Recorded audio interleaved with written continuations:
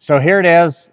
We're in between events. We're in between, we just wrapped up the Chowan River in North Carolina, and right around the corner is the James River. So we're at home for a little bit here in the Morton building, just kind of unwinding, regrouping, getting for the next one, planning and preparing for our next couple of events. And one of the things I've really started doing this year, because I'm super excited, I got a TV out here in my shop finally, and I found it useful for not just watching TV, but using it as a tool to help me perform better fishing.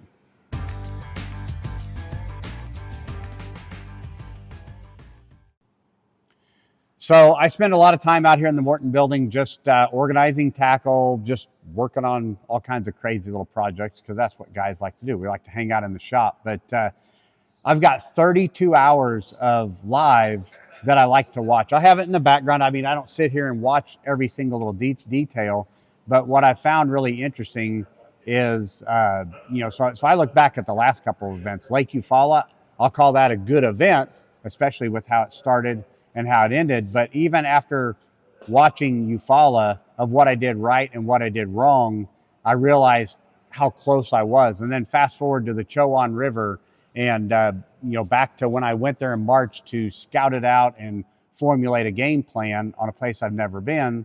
It was very valuable, but it's frustrating, but at the same time, I have to use it as a learning experience and a motivator. I mean, there's one thing that's amazing about this sport is you're always learning, and it's always evolving. So ultimately, the point of this video is me doing my homework, reviewing and learning from the past and preparing for the future and making it better. So it's been really interesting with the Chowan River is I come home and there's 32 hours of live to watch, and I'll watch every bit of it just because I want to see what I did right, how close I was in certain areas, and even what I did wrong. And when you go to a new body of water, especially something like the Chowan River, I had 2 days of practice back in March to run around and familiarize myself with this place. And I've learned over the years, when you go to somewhere that big, probably the best thing to do is pick a smaller area and get very, very knowledgeable with it. And that's what I'd planned on doing with the Roanoke River. And actually the Roanoke River played out bigger than I realized. The playing field of it was actually bigger than I realized. And what I'm finding out is I should have spent more time not necessarily trying to fish every inch of it. I should have been getting more dialed in on figuring out different ways to catch the fish in particular areas. I mean, I'm just dumbfounded after the fact. You start talking to your buddies and watching live after the fact, and you find out how many fish were being caught on drop shots and jerk baits. And so just to make it clear, after the event, when I was eliminated, then you can start talking to the locals. And it was really interesting for them to say they were surprised on the amount of fish being caught on jerk baits and drop shots. I mean, stuff that the locals don't even do. So I think we opened their eyes to a whole new way of fishing there.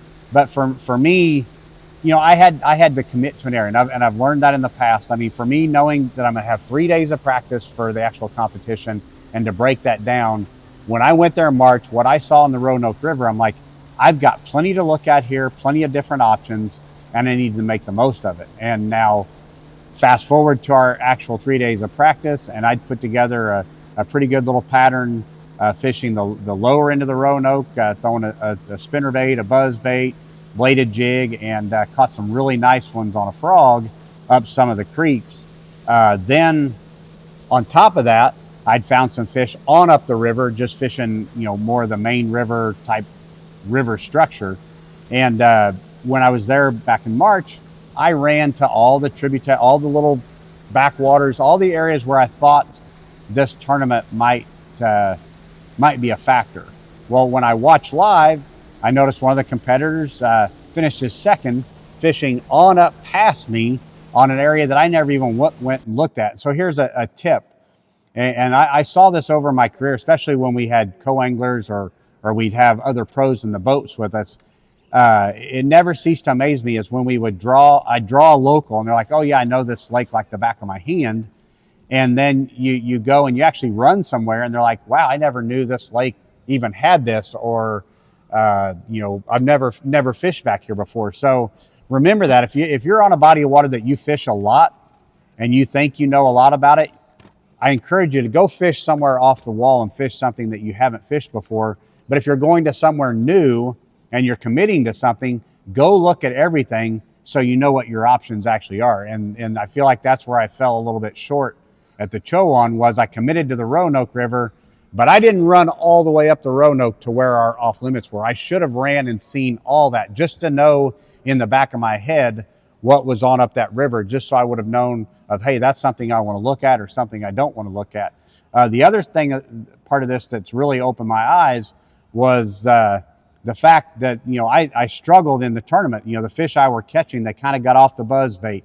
The frog bite kind of died off some, and I didn't catch the fish flipping like I thought I'd catch. And then I watched this and I realized, man, I should have taken some time in practice and probably thrown a horny toad or a speed worm or something like that, something a little bit slower and more finessey in those areas where I was catching the fish that were a little more active. And then the other thing that I'm really learning on this is the locals said it wasn't a tidal fishery, and I know it wasn't influenced by the tide like a lot of other fisheries were, but watching this and hearing what guys were saying is these fish had bite windows. I mean, I was in areas where I had a lot of bites on certain times. I probably should have just hunkered down in those areas, believing that those areas had the fish in them, and just figured it out when the times were tough instead of trying to fish too many areas as well. So here's the other thing, is when you find one or two good areas, sometimes the best thing to do is knowing that there's a good population of fish there and hunker down and just figure them out instead of just trying to go, fish a buzzbait down this stretch or a bladed jig down this stretch or a spinnerbait, and they're not biting, and going and doing the same thing somewhere else in the river, because guess what? It didn't work. I would have been better off to stayed in an area and really picked it apart and figured out that spot, or figured out what those fish wanted during that particular time, during that particular day. So, during competition, when we're in a tournament, we're not allowed to watch the MLF live. And me, even though I'm a competitor, I'm still a fan of the sport, and I love to watch it and I love to learn. And, watching the live is very valuable for me, and it's entertaining as well. And, the other thing that I took out of this was how big of a player the Chowan River was. And that's just taking a gamble and committing to an area. And while there were some good finishes, actually second place came out of the Roanoke River, this thing was kind of dominated by the Chowan River. So, this one's kind of unique because it's a first time deal. But there's one thing I can tell you is, if you're going somewhere new or going for a going somewhere new for a tournament, I encourage you, do your homework, get in the world of social media and TV, and you can find a lot of stuff to archive. Now, remember, take that with a grain of salt, because you can't catch someone else's fish, but you can learn a lot by watching what you're watching from these. Now, here we are, we're getting ready for the James River out of Richmond. There hasn't been a lot of major tournaments there, so there's not a lot of TV coverage for that one. So, I'm trying to read articles and see what little bit of information there is out there just to try to formulate a plan. But I know from my experience at the James River, in 2.5 days of practice, I cannot go down there and expect to see our entire competition waters and feel like I'm going to have a shot at winning. It's too hard. You end up spreading yourself too thin. So I'm going to do my homework in between these events and really try to narrow down where I want to fish. I know traditionally, I believe it's the Chickahominy River has been producing really well. I think it's got a lot of vegetation in it now, milfoil or hydrilla, I'm not exactly sure. However, I know the James River tends to produce a lot of fish there, and I know the James River is where they have most of the tournaments out of, so I think a lot of the fish get taken up to that part of the river. So the other big factor at the James, though, for me is the tide.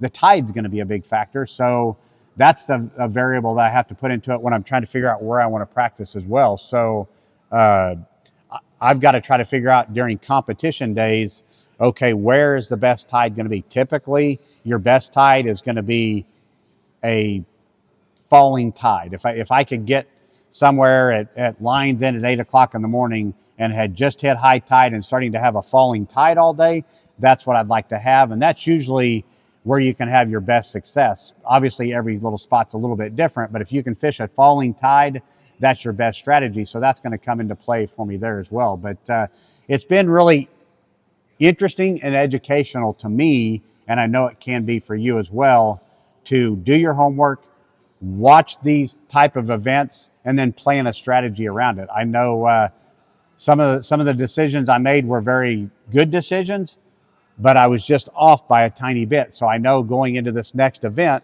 I'm going to probably spend a little more time fishing, tinkering with certain baits and techniques, and maybe not so much time trying to run around and see every inch of the James River when I'm there for our next event.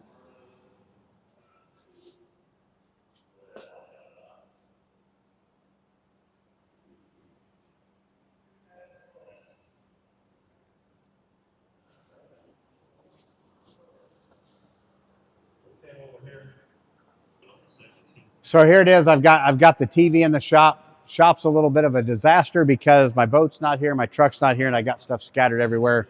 But I've just got the TV up here going. Here I just watched Ott catch one. I think probably in an area where I was fishing very, very close to.